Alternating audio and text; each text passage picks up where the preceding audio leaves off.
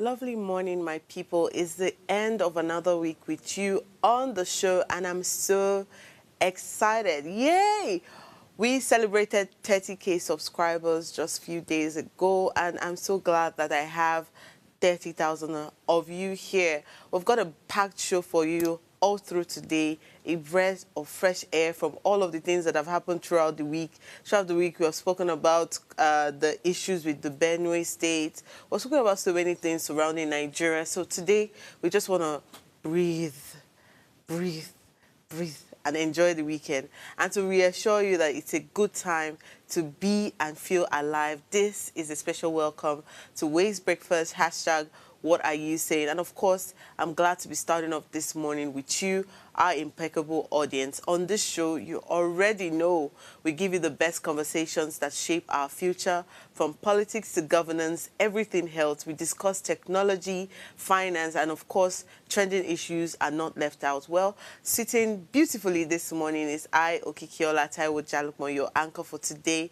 And I'm excited to share this table and Zoom with my incredible co-anchors, Gus Beauty, who is right here in the studio, and of course, Oluchi joining us from the abroad on Zoom. Hi, Gus Beauty. Good morning. Hi, good morning. How you doing? O'Shea, what's going on?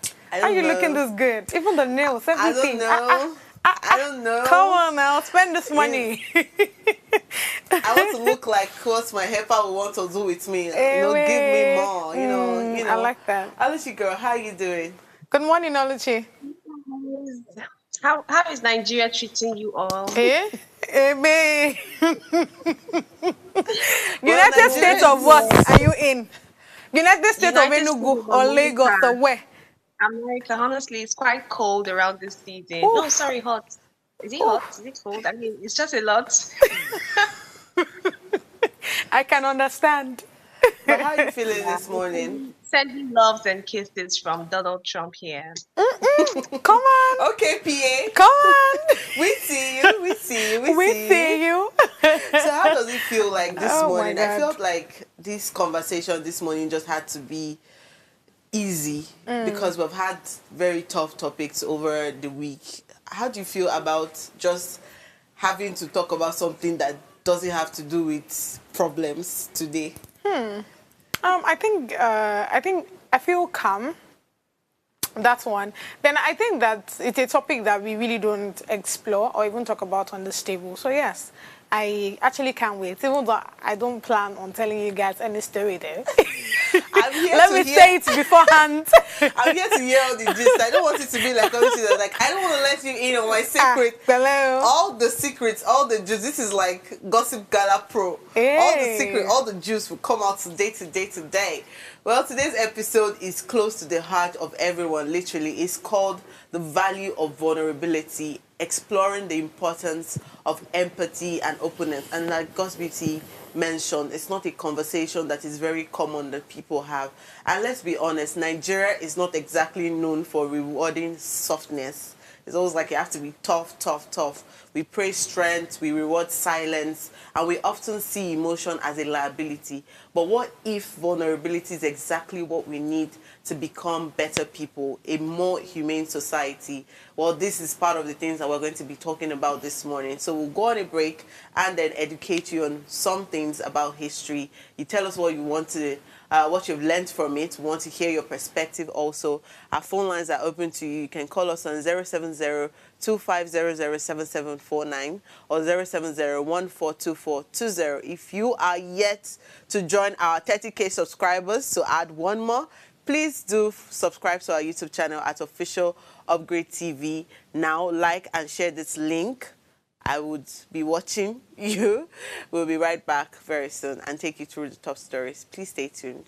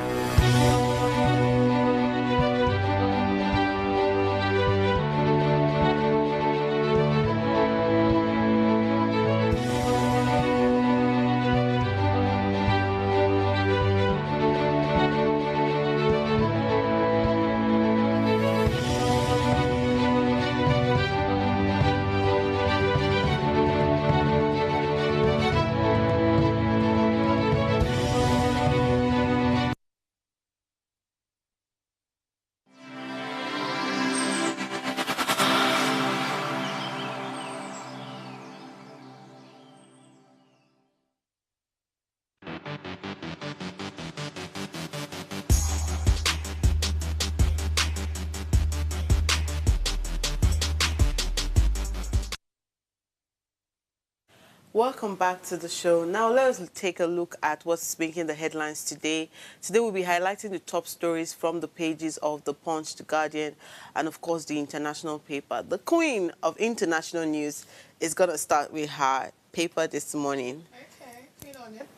All right, let's go straight into the South China Morning Post newspaper. At the top left, we have United States visa office is open again. That's a good news right there. And at the top center, we have single word behind China and the European Union friction. Okay. Top right, we have trouble in the land of smiles. That's, of course, not a funny one. Then at the left column, that's just under the housing category, we have bid to regulate subdivided units gets underway. Then at the middle right, that's just under the diplomacy category, we have exile urges Israel and Iran to host conflict. I'll tell you guys what Trump has to say on this one. Then we have at the bottom full width, that's the last headline on the newspaper, we have Beijing's pointsman on Hong Kong affairs meets local university heads. So let's start from the one that I told you guys is interesting, which is United States Visa Office is open again. So the United States Visa Office has officially resumed its operations, offering renewed access for applicants, particularly students. However, a new policy requires visa applicants to disclose their social media accounts, signaling a heightened focus on digital background checks and national security protocols. Now, this development marks both a relief and a challenge for international students seeking entry into the United States for academic purposes. Now, if you remember the last time we had a conversation between, the agreement between United States and China, the agreement was that from China's aspect, from the United States, that's Trump, said that he's going to allow citizens from China, that's the Chinese students, to be able to school in the United States. So that's what the update is now, that the United States Visa Office in China has actually opened, so the students can have, access to, go to school in the United States. So that's one part. But then there's now a policy that as you're coming and you say that, oh, you want to school in the United States, you show me your social media account so that I can tell if you are probably part of these persons that, that run of this extremist group, against certain things or certain policies that Trump has actually made. If you're in that category, you cannot come to the United States so that you don't be like, a threat to them. So in that, again, if you look at it very well, you know that it's something that, of course, has to do with the person, really in the United States. But that's one part. Then I also wanted to just give update on what's going on with this Israel and Iran. So from Exile, that's the Chinese president, right? He has called for a ceasefire between Israel and Iran, urging both nations to de-escalate rising tension in the Middle East. Now, his remarks came during a diplomatic call with Russian president, that's Putin, where the Chinese president emphasized that China is willing to play a mediator role in restoring peace and stability in the region. So I understand that the Chinese president, by all means, wants to try as much as possible to be in the good books of every nation, every country. But then I feel like I'm really not sure. I love the Chinese president. I like his, his attitude and the manner at which he approaches things, right? Given where China is right now, I love it so much. Because even yesterday, we had so many good news, about the progress when technology-wise now, what they are doing in China. So yes, I understand that part. That's the only way you can be. When you have, relationship with every country, you understand that anything you are actually producing can actually sell. Do you understand? So I get that part. But I don't know if this movement is a good one. Even that Putin is involved in all of these things too. The fact that you have to now call Putin and say, oh, God, I think that, China can be a mediator between Iran and Israel. I'm looking at it and I'm saying, oh, God, I think I need the Chinese president to just, think about this thing first before he, do anything or takes any action. But then in all of this, first off, I want to ask, between Iran and Israel, who do you think Trump is going for? Or who do you think Trump supports? Before I even comment on that, when you read that the policy for now schooling in the United States now will be based on what your social media is saying, right? Yes. It reminded me of a very funny scenario. It's almost like when you meet somebody, like a talking stage in that sense, and it's like, I'm single, I don't have a girlfriend, you're like, give me your phone, let me search. I want to know if you're really saying the truth. Yeah. It gives that, I don't know, it doesn't sit well with me to know that people will always have their views about and perceptions about certain things. Although extremism is something that I don't necessarily support on all angles. Extremism can lead to a lot of things, but either way it doesn't. I'm so sorry. It doesn't make sense to me. Then on where Trump sits with Israel and Iran, Yeah. I don't think I like to want to know what side anyone takes, especially when they are fighting war, because either way, I don't think war is good for anyone. Of It course. could be good for certain people that want to take over maybe mineral resources, land, and all of these things, but to the average person who just wants to live happily, Yeah. war is not, in any way progressive for I agree. anyone. But I think that let's ask the lady who It's true. The Trump Donald madam. Trump's PA. Please, I mean, given that she's there right now, Yeah, so I think please, she can should you give us, one hand. Yes, an update on what Yes. what stance Trump is when it comes to Israel and Iran. Is Report Oluchi there? reaching me right now. Yes, I'm currently here. Okay. Report reaching me right now from the United States. You all should sit tight and await Trump's, policy to fully ripen. People are just in a hurry to see the many things that he wants to do. Okay, But if you so could just take a deep breath and calm down. Policies sometimes, when they're formed or when there's the initiative to do them, it takes a while before they ripen. So at this point, there's a whole lot going in the United States and other international bodies, and I can tell you for a free fact that we're working on it. nice. So I want to be very sure. Are you sure it's in the United States you are in? Because right now, we already know Trump's position when it comes to it, and he's actually supporting Israel. So I'm confused at this point. I mean, Oluchi, if you're there, really you are there, how come you don't know these updates? Like, how now? How? Are you sure? Are you sure she's there? Yeah, but when it comes to having, my God. to lend our voice in public discussions, like we're very careful because we know how the media can be sometimes. So I'm sorry, you might just have to take my answer and response. Oh, okay. As it is. I'm Thank with you. you. So can you please read the Nigerian newspaper for us so that we know where you stand on the Nigerian news? I'm still Nigerian every day, so I'll definitely take you through some of the sad stories that we have, unfortunately. Patriotic The major citizen. headline The major headline for the punch reads Food Inflation. NSA and 36 states launch joint action. Federal government agree on free flow of goods across states to dismantle checkpoints and harmonize levies. We also see stories on Ribadu, heads interministerial panel. Governors worry over World Bank funding delay. Above that, Dangote blames crude shortage as import from US surge. And Israel threatens Khamenei after Iranian missiles wound 240 people. And that's all the major story for the Punch. I think for some time, the Punch has just been highlighting this President Tinubu's commissioning for newly constructed Life Camp Road to Ring Road 3 today. And that's almost like what's taking the whole of their page. So they are not highlighting as much story as we want to. But let's talk about this food inflation. Going through their website, the full story reads that 36 state governors have agreed to work closely with the federal government to harmonize levies, eliminate illegal checkpoints, and enhance the free flow of goods across states as part of the efforts to address food security issues across the country. And before I go through all the details, I just want to relate this in the most relatable manner, permit my words. So I remember seeing somebody was posting one time that I am buying what I used to buy for 3,000 for 20 something thousand naira at this point, and it is very ridiculous. I think maybe because of the many other things that have happened to us, maybe with insecurity, with fear, with some other things, sometimes we think that food, I would say we got comfortable with accepting, the high prices of certain meals. But if we look deep down and see where we have gotten to, it's honestly not a great start. It's not a great one at all for us. So looking at what the state governors across are coming together to do in unison to just somehow alleviate the pressure of food scarcity and everything, right? I think it's like a way forward in that sense. And let's see how much comes out of it. Yesterday, when we were talking about the whole Benin state, one of the reasons why I was very keen on having to sort these things early because states like that, and maybe some other states in the Middle Belt, are states where we get most of our food from. I mean, they're called the food basket of the nation.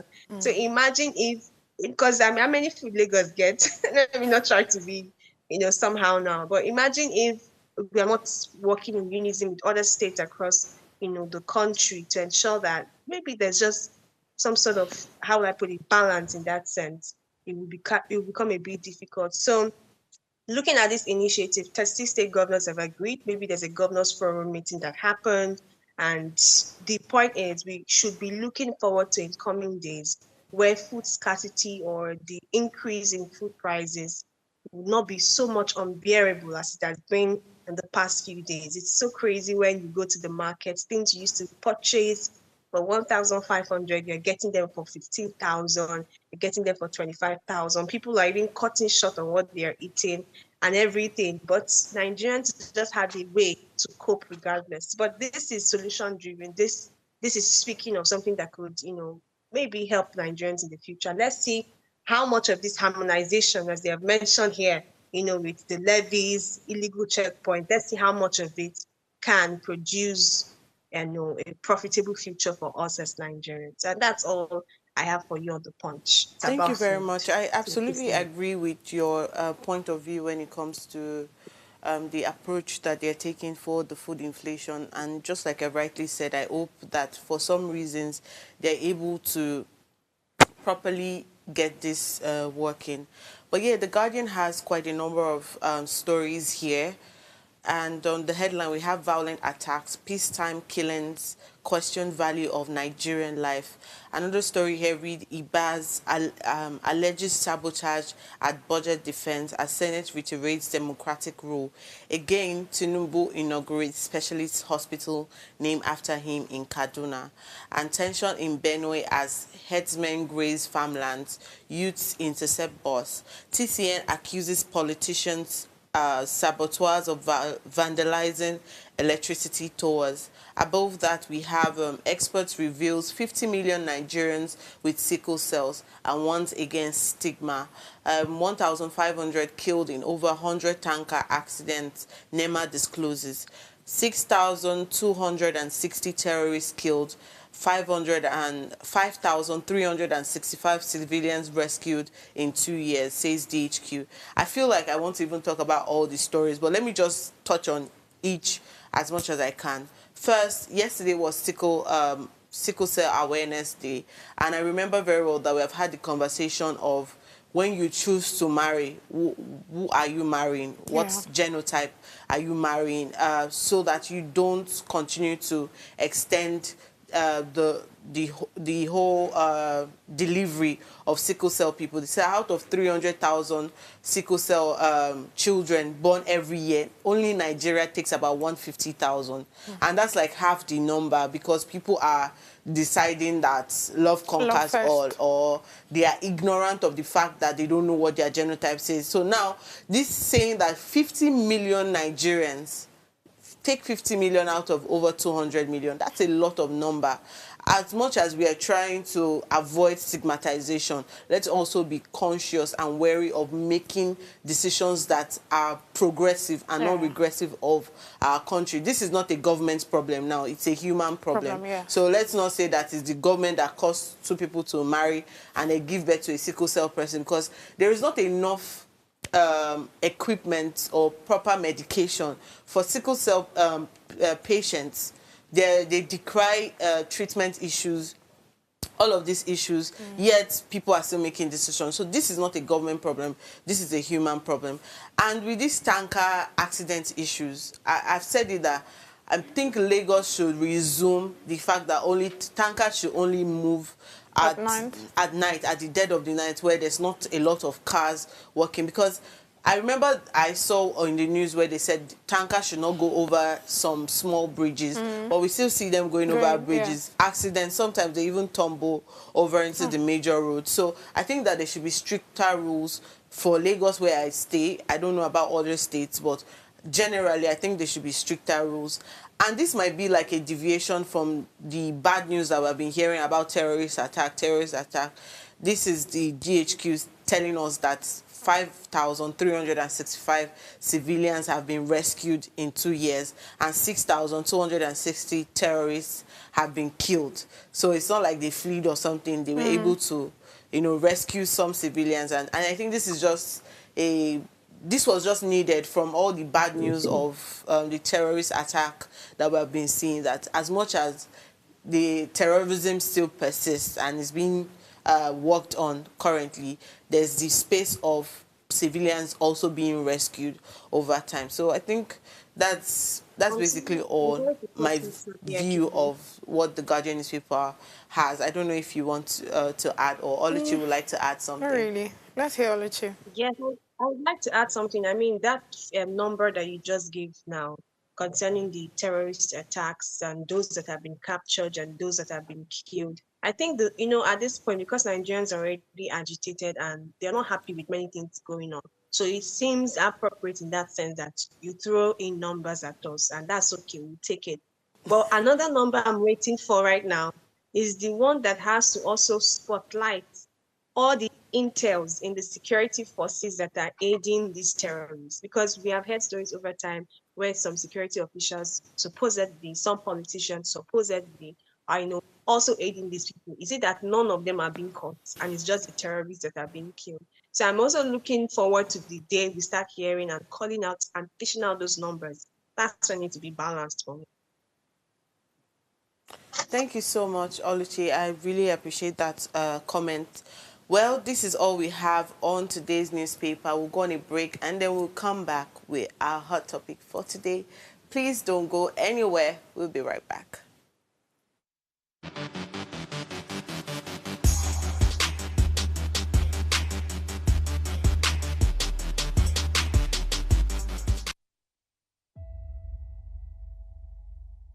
I describe myself as a polyhumanitarian, someone who believes politics should be rooted in love for country and empathy for its people.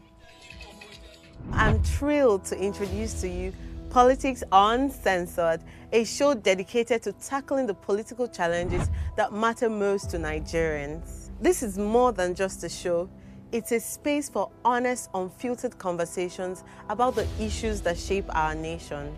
From policy reforms to elections, leadership tussles to governance at all levels, and the overall political landscape in Nigeria. We will dive deep into how politics is impacting our everyday lives. So join me on this journey as we challenge the status quo, spark dialogue, and work together to build a brighter future for Nigeria. Let's make our voices heard and drive the change we deserve.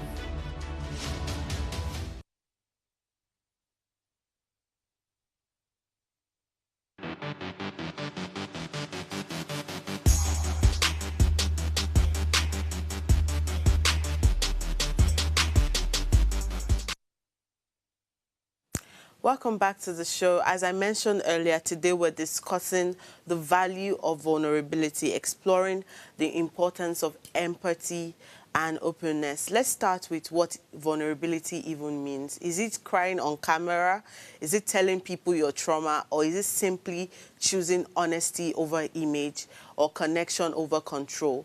Opening yourself up to being seen, even in your imperfections. Everybody seems to want to show up and show out necessarily, but we're asking, does that bring the value of vulnerability? Could you choose honesty over image and connection over control? We're also looking at how we can infuse this into politics. How different would Nigerian politics be if our leaders were more emotionally intelligent, if they listened, cried with the people, admitted failure, and felt our pain? Do we think that real connection can create better policy? I personally think that if the Nigerian politicians can relate to the everyday cries of civilians, these can better influence policy making. Leaders who listen, feel, and respond humanly actually build trust amongst their constituents. It's as natural as two people talking and then knowing that they find value in themselves. We also want to look at how we can relate vulnerability to the traditional African society. Does traditional African society value communal openness and emotional expression? And we want to look at how we can contrast this with the modern perception of vulnerability. Well, my co-anchors and, of course, you, the viewers, are here, to share this wonderful table and conversation with me. And my co-anchors, of course, will be sharing short stories and confessions about a moment of vulnerability that transformed their journey. God's Beauty says she's not going to tell us story, but I'm going to hear the story, whether she likes it or not. But first off, Kiki, before you are I a start real asking, politician. what did you say, Because Oluchi? every time we have conversations about vulnerability, relationship, things that need us to open out, you always put us on the spot. You are never the one telling the story. We are always the ones telling the Are you story. talking about God's Today, No, Beauty it's, now it's or you. me? It's you. You are casted. you, Me. Okiki Olajalo. Oh I my don't do God. such a thing. Really? Oh I yeah, don't today do such we'll a know thing. now. Today But we'll before I know. start asking you people's We story, must let's be just calm down. telling People should today. calm down, calm down. Be calming down, be calming down. But first off, most of the time we see as everybody shy away from talking about vulnerability. Why do you think that vulnerability often is mistaken for weakness? I want to hear first from Oluchi. Why do I think it's mistaken for weakness? Well, because many times those who have been vulnerable didn't have it come to them well at the end of the day. Because I feel vulnerability wasn't meant to be exploited for weakness. It was just meant to show our humanness and get succor and support from people that matter to us. But we're in a world where selfishness, conceit, deceit, and everything just somehow spoils what was meant to be good. So that's why today it can be exploited for weakness. I can recount a lot of stories where I thought that being vulnerable was the best thing to do in a particular situation. But then it came back to bite me in the leg, as they would say. It So shot you eventually, arrow. it depends on they shot me arrow. Depends on the people that are playing, the human factors at this point, because that would what will determine how much weakness will be exploited or if it will be used for the good it was meant to be for. But in general, surface level vulnerability was just meant to be part of humanness because no human is perfect. No human is all made up. No human is self-made, as you always used to term it. Every human has that pardon me, where things become quite difficult and they just want to vent, to cry, to be with someone who can recognize that weakness. But unfortunately, when you take that route, some people can exploit it and you are back to square zero. So it's an emotional one for me because I can recount stories in my head, seeing that I always like to play the vulnerable card. But at this point of my life, nobody's vulnerable anymore. I like the way you use the Nigerian language, like omo. It's almost like saying omo never again. But I mean, that's why we're having this conversation. I would really love to hear what Or God's maybe beauty with carefulness this time. I think that's how I would just say with carefulness. carefulness. Not like Okay. because Intentionality, I can't actually. use past experience. Yes, I can't use past experience to spoil something good that can happen in the future. There are Yeah. people that I know. Somebody somewhere said that you have not met the people. You have not met all the people that are going to love you in this life, right? You've not met all the people that are going to trust you. So because of past experience of people who maybe exploited that weakness, if I leverage on that, I wouldn't be appreciating the good ones that will come and it will stop me from even recognizing them. So yeah, there'll be carefulness, but I'm still open, to Thank to be you. human in Okay, that what sense. about you, God's beauty? First off, I actually think that it's a Nigerian problem, or maybe not a Nigerian problem, but a human being problem, because we've somehow associated, just like you read earlier, or somehow associated silence with, strength. You have to be quiet. That's how you know that this person is working. That's how you know that this person is active. That's how you know that this person has strength and person has balls and all of that. But then when you see people talking, or when you see people being vulnerable at some point, you want to ask, are you a baby? Why you crying? Why you? Do you Be a understand? You man. don't Man up. exactly. You don't big pass this the way they do.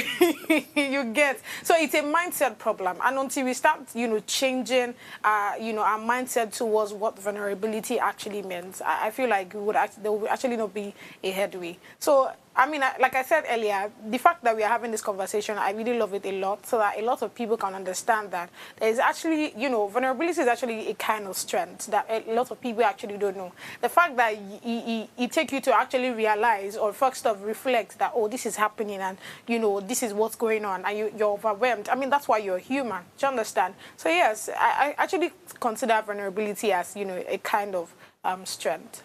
We rarely attach vulnerability to politics. We always have to call our government out, do this, do that.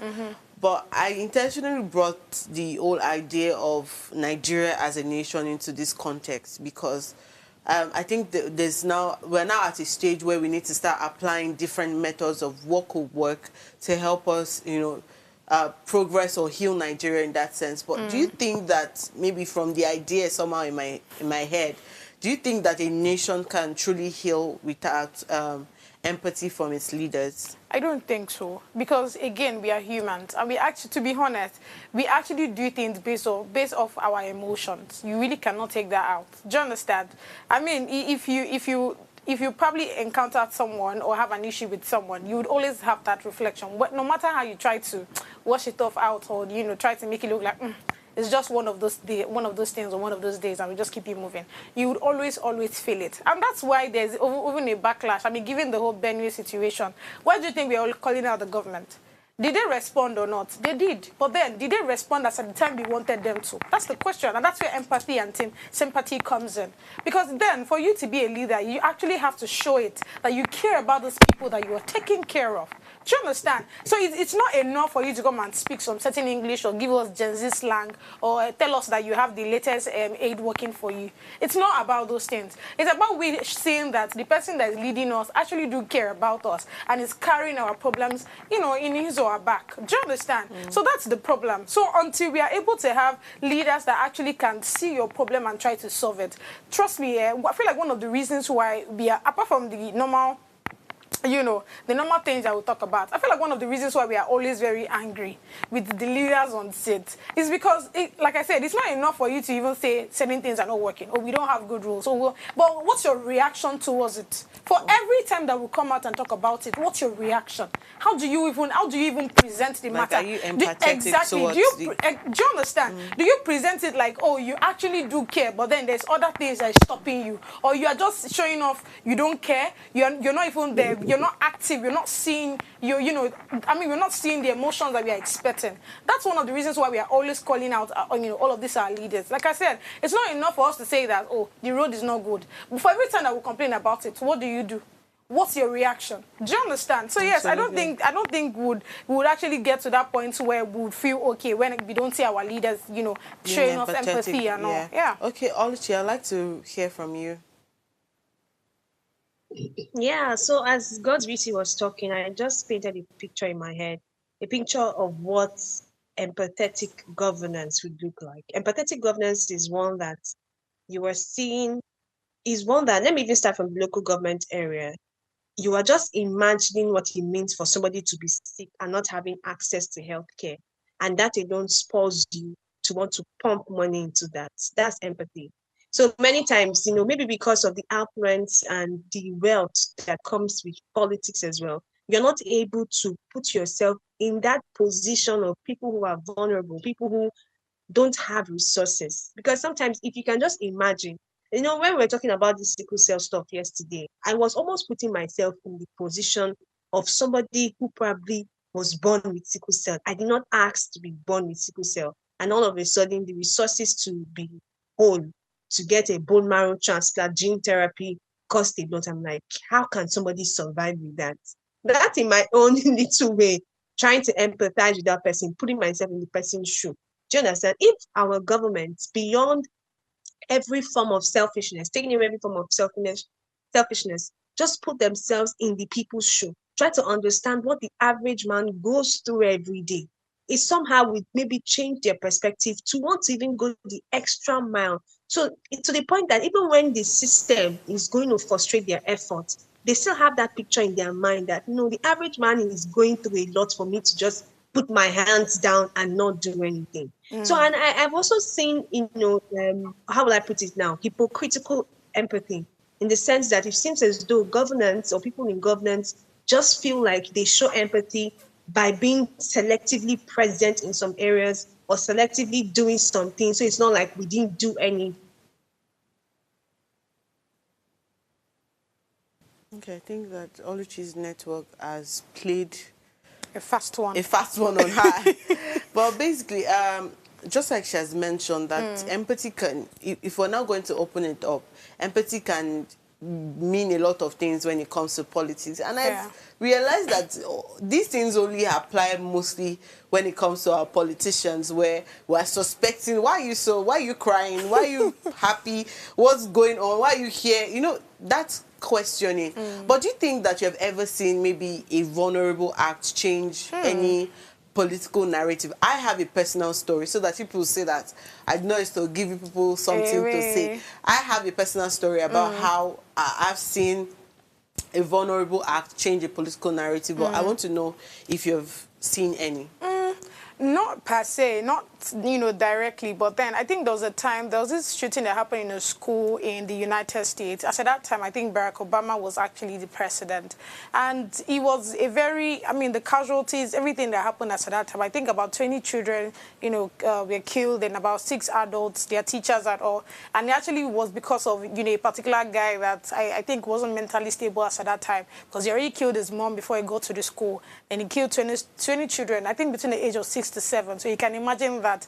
And during the time I was, you know, watching his, you know, his press conference, or what do they call that now? More like when he was just, you know, addressing the issue, right? And he just broke down in tears. And I was like, okay, I get what's going on, but then, I mean, I don't think we've actually seen that here in Nigeria. I think, okay, the only one we've actually heard of, you know, is the registrar, you know, during the time that we had the massive failure and, oh, don't do that. You guys see and look. But yeah, that's the only time. Even though, I mean, as at that time that even happened, a lot of people are like, okay, why is this man crying? Because again, I mean, you've not actually put certain things down for us to say, okay, this is what you've done. And, you know, you're addressing us and then you're crying. But then it might be very emotional for him. So that's one of the times I would say, okay, I've seen, you know, a politician or a leader in that sense, you know, break down and, because, I mean, be vulnerable as at that time, they, you know, take the accountability for whatever that happened as at that time. And, you know, yes. So, okay, let me talk about one thing. It's more like a general thing that everybody knows. In 2023, we saw the shifts in the political terrain when the Labour Party came in. And I remember very well that watching all of Peter Obi's interviews, it had the whole, I only wear one wristwatch, yes. I was wearing one shoe, this is the only 2 outfits I had. And I heard a lot of people talk about, this one is not money-driven. Money-driven. Look at him, he said he had one wristwatch all through this, all through that. So I saw how people, those were the things that they held on to, that, okay, this person is on money-driven, this person will probably help us, will not chop the money, but use it to better Nigeria. And that sort of shifted the political space entirely in 2023, where we now saw a lot of Labour Party members get in. While Peter Obi was like the header of the whole things, every other person that joined in was seeing now in this phase how people are now starting to say Labour Party safe, did not even see the difference anymore.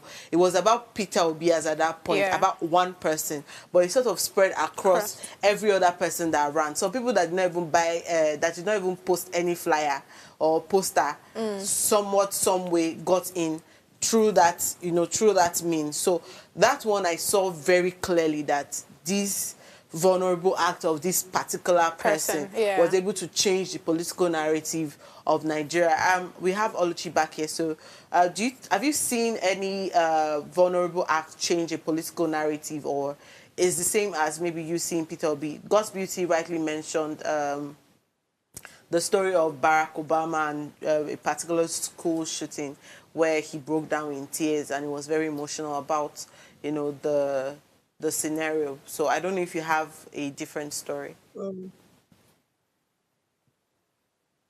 But I don't have like any specific story I can mention. But generally, I have this mindset that some of the vulnerability that are being displayed in politics is hypocritical. It's very hypocritical. It's not heartfelt, because in politics generally, because of the many propaganda and you know that just happens, it's almost like, let us script out something that the people would want to hear, the people would be glad to accept, and then we do it. For example, I mean, I don't want to really shoot myself in the leg here or say what is not. But looking at Peter Obi, like you mentioned in 2023, come out to tell us that I have one research, I have. Of course, you To me, in every sense of the word, that is just propaganda needed for that campaign. And you see, it worked on some people because we Yeah. are a people that want people that can relate with us. So Yes. sometimes you Congrats to can great script out story. this vulnerability. Exactly. So I think for Nigerians, we are actually we have gone through a lot. So it would be wrong on our own part to just be swept by any form or any tag of vulnerability that any politician plays. The way we know that they really want to be vulnerable and they are interested or whatever they claim in their words is by their action, by what they do. So it's not by a display, a speech, a tear dropping somewhere, or somebody doing something dramatic. It's about the action. So I think in the political space recently, what I see, if I'm going to observe, very briefly, it seems quite staged, very scripted, almost like somebody is saying, "Oh, sir, this is what the people will not really accept," like a social media thing. Do you understand? So I'm hoping maybe it gets better. That's my point. Thank you very much. Well, I want to also hear from our audiences, and I'm going to be asking them a special question. When was a time you being vulnerable actually led to a breakthrough? I want to hear what you have to say. Tag us, let us know, comment on our YouTube page. I want to hear, when was it a time you being vulnerable actually led to a breakthrough, as opposed to Oluchi saying that all the times that she has been vulnerable, something, bad has happened. So let us go on a break and then we'll come Not back all the looking well, to not read all your the comment. time. Okay, she said not all the time, but most of the time. So let us go on a break and come back, still continuing this conversation. Please stay with us.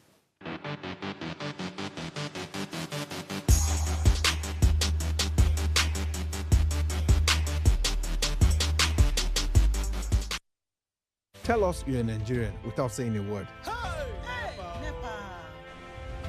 Energy security is one of the most pressing issues for many developing countries like Nigeria. And if there's going to be any meaningful progress, addressing our energy issues is non-negotiable. I know you see light from my house. Make them do something. Band A is expensive. I literally have to turn off all my appliances just to reduce costs. We need light. Introducing the Energy Outlook, your go-to show for everything energy. Every week, we'll bring you the latest insights, innovation, and in-depth analysis of Nigeria energy sector. From policy discussions to regulatory insights, we'll analyze the key decisions influencing growth and sustainability in the energy sector. We'll bring you the human stories behind the headlines, giving you a personal perspective on the broader energy challenges. Join me every Friday at 6 p.m. for the Energy Outlook, your guide to the future of energy, where energy means business.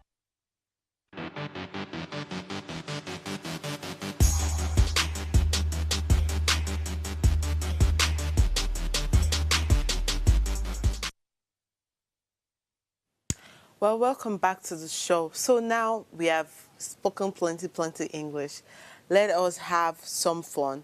Vulnerability doesn't always have to be about tears and therapy like we've been talking about. Sometimes it could be laughter, it could be awkward moments, or just being real. I've had personal experiences where, that's after crying your eyes out, like bawling your eyes out, and they're talking about all the things that you have been through.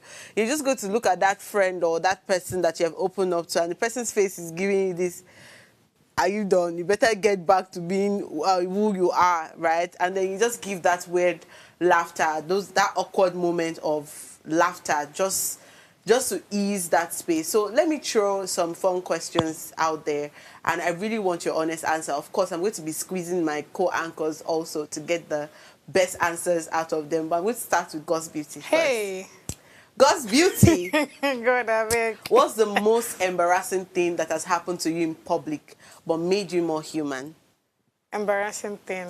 The most embarrassing thing that has happened to you in public but made you more human. So to be honest, It's a quick answer, so you're not allowed to think about it. So just be talking. That's what I'm saying. Yes. I've never been embarrassed publicly before. To be honest, I mean, vulnerability, yes. So this is you being vulnerable. No, Okay, honest, Oluchi, what's the most haven't. embarrassing thing that has happened to you in public but made you more human? Feels like she has a lot The of most stories for embarrassing us. thing happened to me when I was. Can you hear me? Yes, we can. Okay. It was when I was in secondary school or maybe primary school. So it was a cultural dance I was meant to dance. Okay. And then my wrapper fell off in Ooh. public. Oh my God. The first public shame I ever experienced in my life. I was so embarrassed because I was the active girl in school. I mean, you will see me in every club. I've said it many times. So imagine somebody who is so active having this public show of this of shame and embarrassment. It really, really did get to me. But guess what? After my teacher came up, because I know the teacher came up to help me tie the wrapper, like opening everything and tying it back, I still continued dancing. So somehow maybe it registered in my brain that you move on regardless. I Any evil mean, that has happened to you is in the past. You dance, you get the job done. They still spray me money, and I left the stage. So I think that moment, if I'm looking at it now, it did really help me just move on, and just do the job. So yeah, but it was embarrassing at that point to imagine all my steeds, all the boys that were crushing on hey. me, saw my underwear, but God is good. I think personally, my experience, I think, was when I was in school, 200 level. I had this dress that a friend introduced me to this Okrika market. So I went to buy the dress. I loved the dress from the look of it. And then I bought the dress. So I washed it that same day so that I can wear it to school the next day. And I wore this dress, very tight fitting dress, only for me to try and come down from one of the buses. The back of the dress just went like boom, like Wow. up to my panty area, and then I didn't even know what to do. I had to walk from the school gate, and from the school gate to my department, it's about 10 to 15 minutes walk. I had no idea what to do. I just stood there, and I was stiff. I was looking at everybody, and as they were passing, they were looking at me so suspiciously, like, Yeah. what are you going on? standing there uptight doing? Until I just saw a friend who also stopped, and I was like, oh, let's walk together. And I was like, I'm so sorry, I can't walk with you. What happened? I was my dress at the back. So by the time she looked at the back, she saw how bad it was, and she hurriedly went, into the school, came back with a scarf so that I could tie it and get into school. But you see, that moment of even waiting for rescue to come was extremely embarrassing. The fact that people just passed by me, they didn't know what was happening, and the more people looked at me, the more I thought that they could see, my pants, and I kept on shifting like left and right to make sure that I covered myself. So that was one very embarrassing, but it made me also feel like, after all, it's not I saw many people complain about their dress getting torn at some point over the years, and I was like, it's not me now. It's not the first time. I'm also as human as everyone. So yeah, I guess this phase of vulnerability is normal for everybody, except God's beauty that says she have never been embarrassed. But I'll ask her again after the show, and I will tell you people should not worry. But again, when was the last time you cried, and what triggered it? Don't even lie. You cannot tell me that you have never cried before. Tell us, who broke your heart? A lot, really. So there's this one I remember very well, right? So I remember someone spoke to me a certain way, kind of insulted me, and I went home. I told my mom that, you know what, I'm not going to work today. I don't know what to do. I literally have tears in my eyes right now. You're about to cry again. I'm not Oh my joking. God, this is what we're talking about. She crowed and she's about to cry.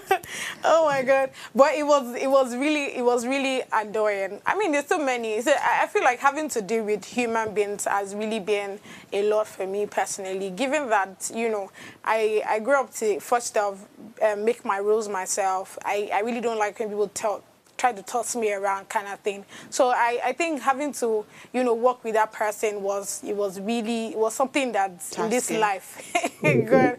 So even though, I mean, I think there was a time I was just thinking about it. I can remember that, the few things that this person in question has helped me with, but then the damages the person has caused, because the person has actually not made me not to really trust people.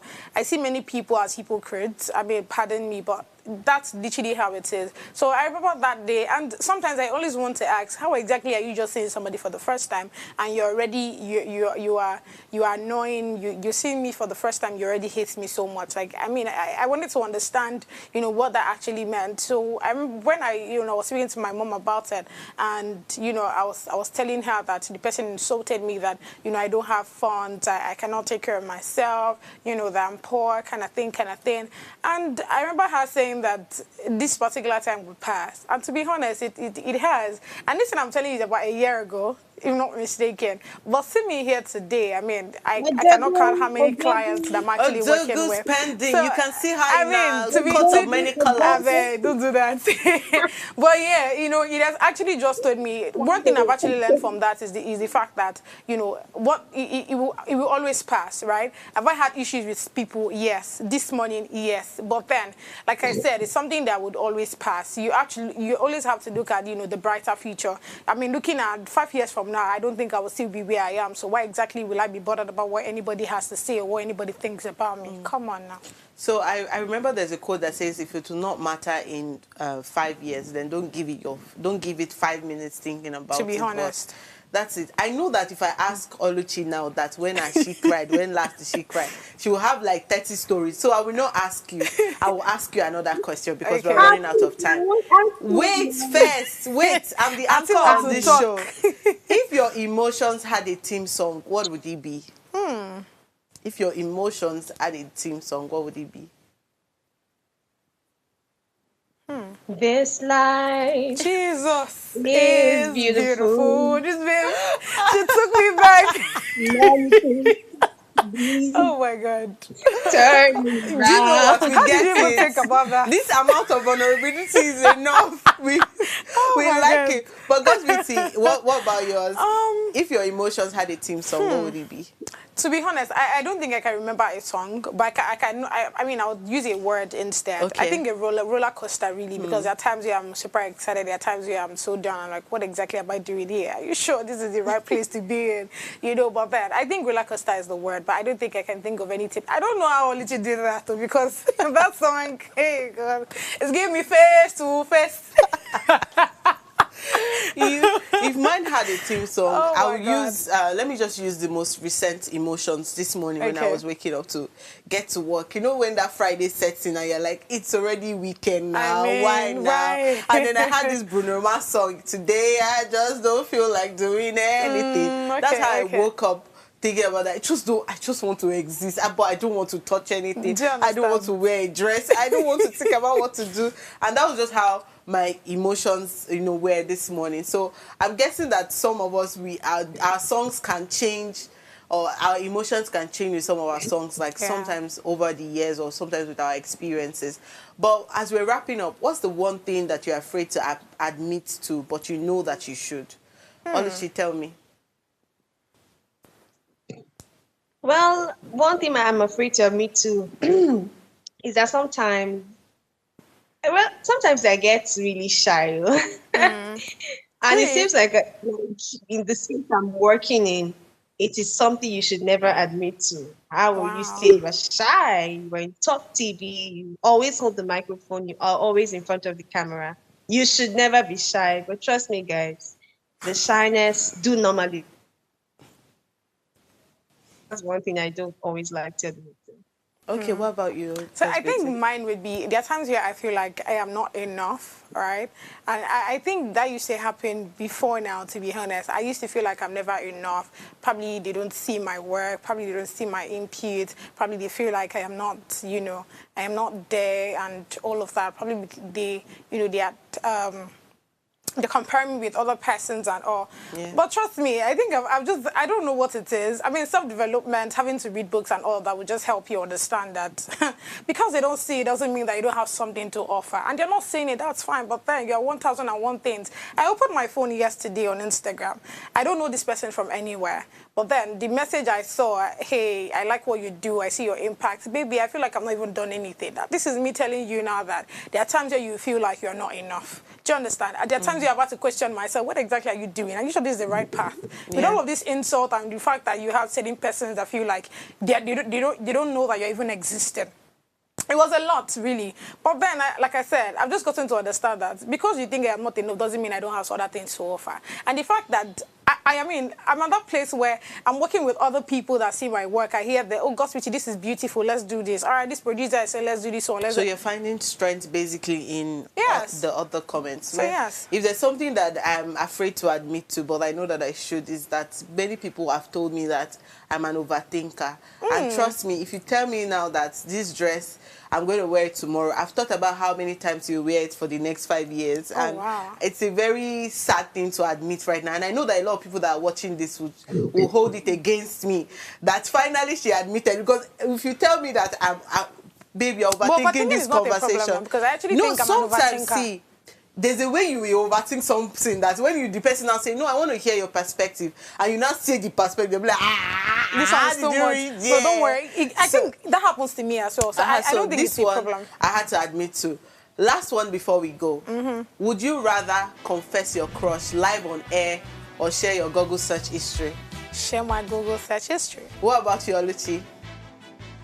Confess my crush. What is he gonna do? Wait till you they go check on Google like this. How you want to get married, Abby? Search history, you can take it. Thank you guys for joining this conversation. I'll see you again next week with another amazing topic. Bye-bye and have a lovely weekend. Bye.